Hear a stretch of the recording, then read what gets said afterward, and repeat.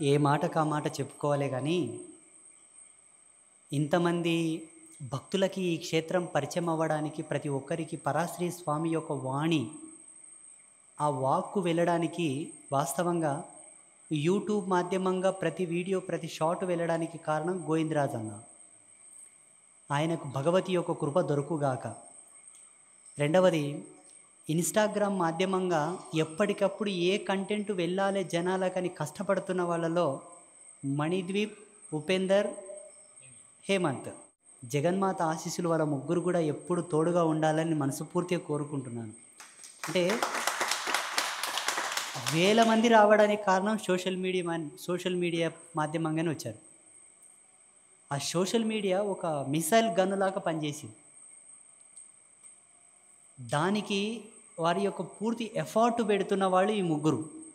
ఇన్స్టాగ్రామ్లో 3 ఛానళ్ళు ప్రధానంగా ఉన్నాయి. ఆ 3 ఛానళ్ళు కూడా బ్లూ టిక్ ఉంటుంది. ఆ 3 ఛానల్లో ఒకదానికి మణిద్వీప్ ఆపరేటర్, ఒకదానికి ఉపేందర్ గారు ఆపరేటర్, ఇంకొక దానికి హేమంత్ ఆపరేటర్. ఓన్లీ యూట్యూబ్కి మాత్రమే రాజన్న, రాజా పరాశ్రీ, దగడ్ రాజా, దాని కూడా టిక్ మార్క్ ఉంటుంది. అదొకటే మన ఛానల్, అంటే పీఠం ఛానల్. వీటి మాధ్యమంగా ప్రతి ఒక్కరికి పీఠంలో ఏం జరుగుతుందో లైవ్లో వెళుతుంది. లైవ్లో ఎక్కడ కూడా దాపరికం లేదు. ఒక సప్తమి రోజు కుంభం పోసేది ఒకటే మనం వీడియోలో చూపెట్టలేదు, ఎందుకంటే అది చూపెట్టకూడదు కాబట్టి. కుంభం పోసేది ఒకటి మనం వీడియోలో చూపెట్టలేదు. ఇక మిగతా అన్ని లైవ్ టెలికాస్ట్ వెళ్ళిపోయాయి, ప్రతిదీ కదా, ఏది కూడా మనం దాపెట్టలేదు. హారతులతో, అభిషేకంతో, అలంకరణతో. అప్పటికి ఒక మాతాజీ కామెంట్ పెట్టింది, గురుదేవ అభిషేక సమయంలో అమ్మవారిని వివస్త్రగా చేస్తున్నారు, దయచేసి అలా చూపించకండి అని పెట్టింది. నాకు తెలియక చూపెట్లా. జనాలలో సందేహం ఉంది. ఏకనాభి, 2 స్తనములు, 3 శిరస్సులు అని చెప్పాను కదా, మరి తెలియాలి కదా అన్నట్టుగా అభిషేకం అంతా అయిన తర్వాత అమ్మవారికి ఉన్న వస్త్రం తీసేస్తున్నాను నేను, కావాలని లైవ్లో చూడాలి, అందరూ చూడాలని. నిజం చెప్పాలంటే భూప్రపంచంలో ఉన్నట్ల భేదం లేకుండా కడుపులో ఉన్న సత్యమంతా బయటికి గుమ్మరించిన వాడు ఎవడన్నా ఉన్నాడంటే అది నేనే. ఏమి దాపరికం లేకుండా అన్నీ కక్కేస్తాను. ఆ కడుపులో పెట్టుకొని చచ్చిపోతే ఏమొస్తుంది? అలా కూడా చూపించాం, అమ్మవారిని లైవ్లో చూపించాం. మొత్తం ఆ బ్రహ్మస్థానంలో, బ్రహ్మపీఠంలో ఉండేటటువంటి ముగ్గురు అమ్మలు ఎలా ఉన్నారో మొత్తం లైవ్లో చూపించాం. అభిషేకం చేసేటప్పుడు హారతులు లైవ్లో చూపించాం. అక్కడ జరిగే ఉత్సవాలు, హోమం రోజు లైవ్ చూపించాం. పసుపు పూజ లైవ్లో చూపించాం. భక్తులను లైవ్లో చూపించాం కదా. దీక్షలు ఇచ్చేది లైవ్లో చూపించాం. ఎక్కడ దాపరికం లేదు. ఒక కుంభం పోసేది చూపించలేదు, అది చూపెట్టకూడదు కాబట్టి, అంతే కదా. సోషల్ మీడియా మాధ్యమంగా మా శిష్యులు ముగ్గురు బాగా కష్టపడుతున్నారు. రాజన్న కూడా ఫస్ట్ నుంచి కష్టపడుతున్నాడు. అమ్మ యొక్క ఆశీర్వాదం వాళ్ళకు ఉంటుంది, నా ఆశీర్వాదం కూడా ఎప్పుడూ ఉంటుంది. ఒక గురువుగా వాళ్ళు నాకు ఇవ్వాల్సినటువంటి దక్షిణల్లో, గురుదక్షిణ ఇవ్వాలనేది ఒకటి ఉన్నదిగా నియమం. ఒక గురువుగా వాళ్ళు నాకు ఇవ్వవలసిన దక్షిణల్లో జీవితాంతం ఇవ్వవలసిన దానికంటే ఎక్కువనే ఇచ్చేస్తారు వాళ్ళు ఏది నాకు చెల్లించుకోవాల్సిన అవసరం లేదు. గురువుగా నేను వాళ్ళకి ఇవ్వాలి, అది ఇస్తాను. నేను బాకీ ఉన్నాను వాళ్ళకు ఇస్తాను, తప్పకుండా ఇస్తాను. ఎక్కడ వెనక్కి తగ్గను, ఇచ్చేస్తా, ఇంకెక్కువనే ఇస్తాను. వాళ్ళు అలాగే అవిశ్రాంతంగా పనిచేస్తే వాళ్ళు ప్రత్యక్ష పరోక్ష పుణ్యం 2 పొందుతున్నారు. అందరికీ అవకాశం దొరకదు కదా. ఇప్పుడు మీరు అందరు నా శిష్యులేనండి, అందరు చేస్తున్నారా పని? చేయట్లా. వాళ్ళని మాత్రమే ఎంచుకున్నది అమ్మవారు. అది వాళ్ళకి ఇచ్చినటువంటి గొప్ప అవకాశం అది కదా. మరి వాడుకోవాలి వాళ్ళు. కొన్ని సందర్భాల్లో ఎందుకు ఇబ్బందిగా కూడా ఫీల్ అవుతున్నారని నేను అనుకుంటున్నాను. ఇబ్బంది పడ్డారా? హేమంత్ గారు ఇబ్బంది పడ్డారా? ఉపేందర్ గారు, మణిదీప్ గారు మీరు ఇబ్బంది పడ్డారా? మణిదీప్ చూస్తాడు వీడియో. మణిదీప్ గారు ఇబ్బంది పడ్డారేమో, లేదా?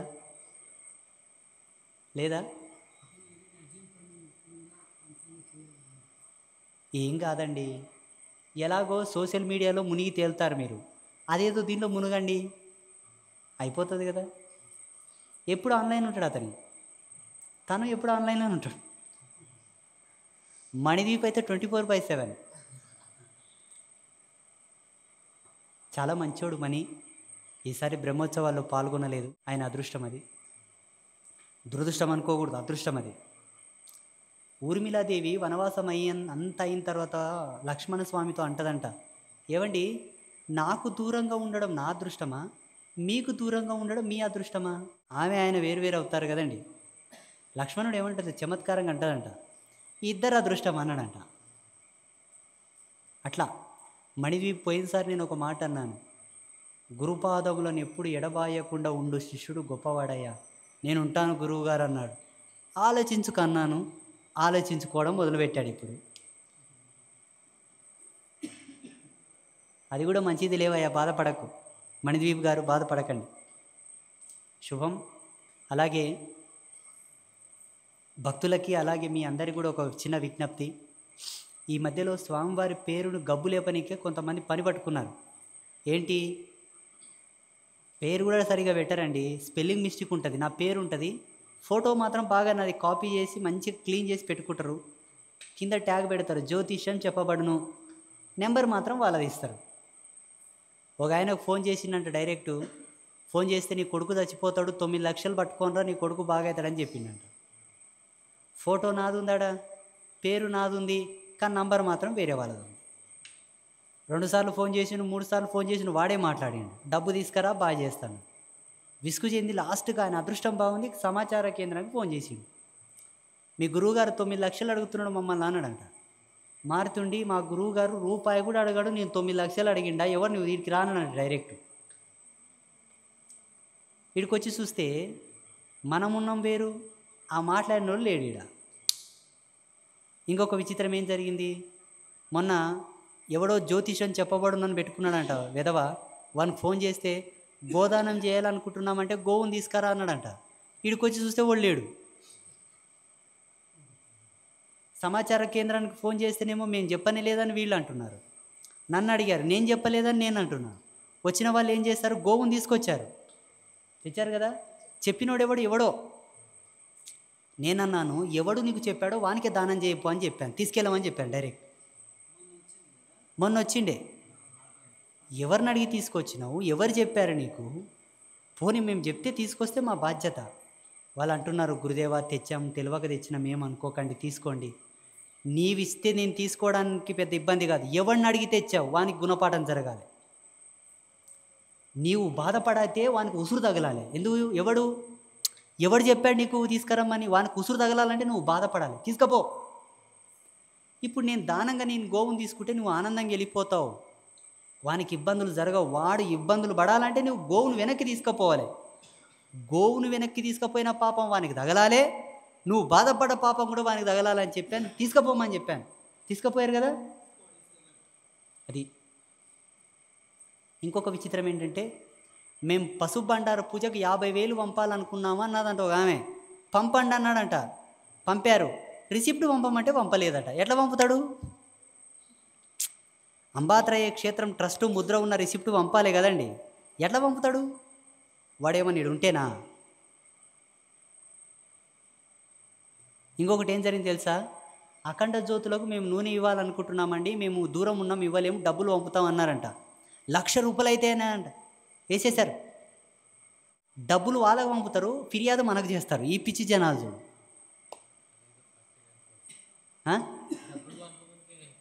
డబ్బులు పంపముందు అన్న కన్ఫర్మ్ చేసుకోవాలి కదా. ఇప్పుడు ఏవండి మేము సేవ చేయాలనుకుంటున్నాము, 10,000 పంపుతాం, గురువు గారితో మాట్లాడించండి అంటే డబ్బులు ఆశ కొనసాగిన వాళ్ళు నాతో మాట్లాడిస్తారు. నేను మాట్లాడి నేనేనమ్మా స్వామీజీని పంపండి అంటేనే పంపాలి కదా. జ్యోతిష్యం చెప్పబడు అనేటాలకి ఇంక అయిపోయి, అబ్బా నా రాతలే మార్చేస్తాడు అనుకుంటారో ఏం పాడు. వానికి గతి లేకనే ఆ బిజినెస్ పెట్టుకుని ఉంటాడు, జ్యోతిష్యం చెప్పబడును అని.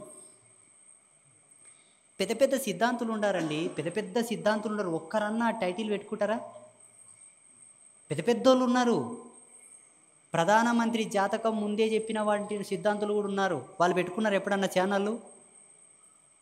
వాళ్ళు పెట్టుకున్నారా?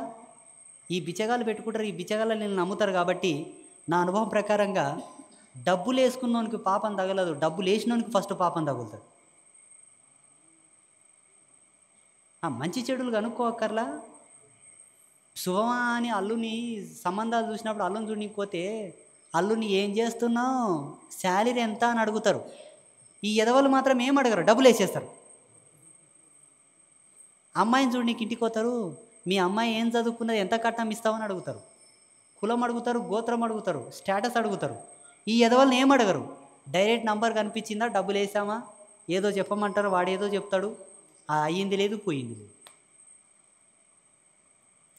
అందుకే నేనే కాదు, నా ఫోటోవే కాదు, ఎవరి ఫోటో అన్నా పెట్టుకొని జ్యోతిష్యం చెప్పబడును అని ఏదన్నా వచ్చిందంటే ఓన్ మీద పోలీస్ కంప్లైంట్ పెట్టండి అంతే.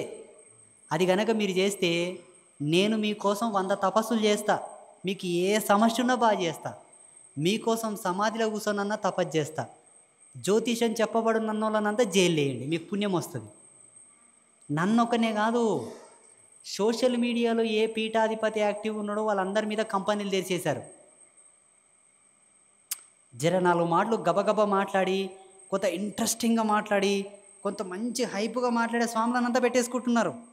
ఎవరైతే ట్రెండింగ్లో ఉన్నారో వాళ్ళని పెట్టుకుంటున్నారు, నెంబర్ లీలే పెట్టుకుంటున్నారు, ఫోటో వాళ్ళే పెడుతున్నారు. తక్కువలో 70 ఛానళ్ళు ఉన్నాయి నా ఫోటో మీద, 70. ఇన్స్టాగ్రామ్లో ఓలే మోపాయినరు, ఫేస్బుక్లో ఓలే మోపాయినరు, యూట్యూబ్ మొత్తం ఓలే మోపాయినరు. మా పిల్లలు అంటారు, ఇంత మంచిగా వీడియోలు చేస్తావు కదా, ఎందుకు సబ్స్క్రైబర్లు పెరగారంటే వీళ్ళకు పెరుగుతున్నారు, మనకేడ పెరుగుతారు పాడు. అక్కడేమో మిలియన్ల వ్యూస్ ఉన్నాయి. అంటే అర్థం ఏంటి? తప్పు వాంది కాదు, తప్పు వాంది కాదు, ఈ చూసేటోళ్ళ తప్పు, వానికి డబ్బులు వేసేటోళ్ళ తప్పు. అవునా కాదా? ఏదన్నా చేయాలంటే 1కి 10 సార్లు ఎకతకైతే బట్టలిప్పి మడి చూసి పెళ్లి చేసుకునే దినాలు వచ్చినాయి, బ్లడ్ టెస్టులు చేసుకొని మరీ పెళ్లి చేసుకునే దినాలు వచ్చినాయి. అంత క్లారిఫికేషన్ లైఫ్లో మీరు జీవిస్తున్నప్పుడు ఈ మూఢనమ్మకం ఏంటి నాకు అర్థం కాదు. బుద్ధునోడు ఎవడన్నా జ్యోతిషం చెప్పబడు నన్ను పెట్టుకుంటాడా? బుద్ధున్నోడు ఎవడన్నా నాయించటోడు? బుద్ధి లేని కొడుకులు పెట్టుకుంటారు. మీ బుద్ధి ఆడిపోయింది. ఇంకొక ఆశ్చర్యకరమైన విషయం చెప్పనా? ఒక ఆమె నేను అమ్మవారికి తులం బంగారు ఇవ్వాలని మొక్కుకున్నానని చెప్పేసి తులం బంగారుకు సంబంధించిన డబ్బులు వేసేసిందంట. ఇప్పుడు తులం బంగారు ఎంత ఉంది? 1,00,000 పైన ఉంది. ఇప్పుడు వేసేసిందంట తులం.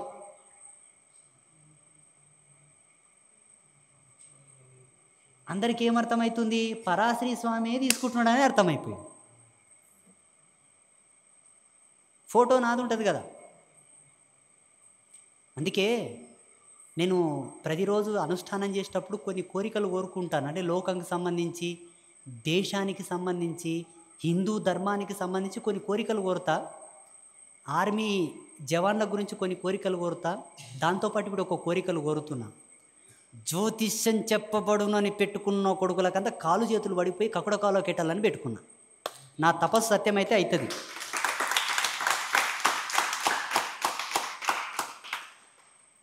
ఒరే పెట్టుకోండిరా, మీ ఫోటోలు పెట్టుకోండి, మీరు మంచిగా మాట్లాడండి, కొన్ని లీలలు మహిమలు చూపించి మీరు పెట్టుకోండి. మా ఫోటోలు పెట్టుకొని మమ్మ లోకలేపితే ఆ పాపం ఎంత పీత అయితే తెలుసా? వెనకటికి ఒక స్త్రీని అవమానించినంత మాత్రేనా కురుక్షేత్రం జరిగింది. నువ్వు ఒక సాధువును అవమానిస్తున్నావు, నా సత్యాన్ని వాడుకుంటున్నావు, నా మాటను వాడుకుంటున్నావు, క్షేత్రాన్ని వాడుకుంటున్నావు. ఈ పాపం ఎవడు మోయాలే? ఏమి కోరి నువ్వు డబ్బులు వేసుకొని ఏ పొట్టకు తింటున్నావు ఆ పొట్టనే పని చేయకుండా అయిపోతుంది. ఈ పీతి పొట్ట కోసం కదా నీ ఎవరితోనో పైసలు వేసుకునేది. నీ పెండ్లం పిల్లల కోసమే కదా. వాళ్ళే అనారోగ్యం పాలే, వాళ్ళే నాశనం అయిపోతే ఎవరి కోసం నువ్వు డబ్బులు వేసుకుంటున్నది? ఏ జీవితం ఆశించి నువ్వు డబ్బులు వేసుకుంటున్నావు అదే అస్తవ్యస్తం అయిపోతే అర్థమైందా? అందుకే దేవుడు ఏం చెప్పాడు? ఎవరిని వాడుకోకు, నిన్ను నీవు వాడుకో అని చెప్పాడు. నిన్ను నీవు వాడుకోవడం అంటే అర్థం ఏంటి? నీకు కాళ్ళు ఉన్నాయి, కష్టపడు, చేతులున్నాయి, పనిచేయి, బుద్ధి ఉంది, ప్రయోగించు. అంటే నిన్ను నీవు వాడుకో, ఎవరిని వాడుకోవద్దు. వేరొక్కరిని వాడుకోవడం మొదలుపెట్టావా నీవి నీవు వాడుకోకుండా అయిపోతావు. అంటే నీది నీవు వాడుకో, నీది నీవు వాడుకో, నీది నీవు వాడుకో. అని పడిపోతాయి. ఇది పడిపోతుంది, ఇది పడిపోతుంది. ఏం వాడుకుంటావు? ఏం వాడుకో. అర్థమైందా? చూడరు అబ్బాయిలు, జ్యోతిష్యం చెప్పబడును బ్యాచ్, జాగ్రత్త. వస్తుంది మీతోనికి. ఎవరు వస్తారు? నేషనల్ క్రైమ్ బ్యూరో వాళ్ళకి రిపోర్ట్ వెళ్ళిపోయింది, సైబర్ క్రైమ్ వాళ్ళకి అందరికి పంపించాను మీ నోటీసులు. కొడుకులాల మీరు ఏడున వదిలిపెట్టరు, లాక్కొచ్చి మరీ మీకు బడిత పూజ చేస్తారు. ఎక్కతకైతే మిమ్మల్ని జైల్లో పెడతారు. 12 సంవత్సరాలు ఉంటుంది మీ అందరికీ. ఆల్రెడీ రాజాని ఏం చేశాడంటే 30 ఛానళ్ళు తీసేశాడు, స్ట్రైక్ కొట్టి 30 ఛానళ్ళు లేపేశాడు. ఇంకా మిగిలిపోయినాయి. ఇంకా నా బాధ అంతా వాళ్ళు డబ్బులు వేసుకుంటున్నందుకు కాదు, పీఠానికి చెడ్డ పేరు వస్తుంది. డబ్బులు వేసిన వాళ్ళు మోసపోతున్నారు, వాళ్ళ నాశనం అయిపోతున్నారు. అర్థమైందా? ఈ పిచ్చి జనాలకు కూడా అర్థం కాదండి. ఫోన్లోనే పరిష్కారం అయిపోతుందనే భ్రమ వీళ్ళకుంటే, అమెరికాలో ఇప్పుడు మన తెలుగు వాళ్ళ పరిస్థితి చాలా ఘోరంగా మారింది. ఏ మనగాడు జ్యోతిష్యం చెప్పి వాళ్ళని బాగు చేస్తాడో చేయమని. మొన్న డాలాస్లో ఒక పెద్ద హనుమంతుడి విగ్రహం పెట్టినరట మన తెలుగు వాళ్ళంతా కలిసి. ఇప్పుడు ఆ హనుమంతుడి విగ్రహం తీసేయాలని అక్కడ అమెరికాను మొత్తం దాడి చేస్తున్నారు. ఏ జ్యోతిష్యుడు బాగు చేస్తాడు చేయమని. ఫోన్లో ఇక్కడ నుంచి హీలింగ్ చేయమనండి, వీడియో కాల్తోన చేస్తారా? ఇంకా మారని మన హిందువులు వీళ్ళకి దండేసి దండం పెట్టాలి. శుభమస్తు, స్వస్తి. బంజీ.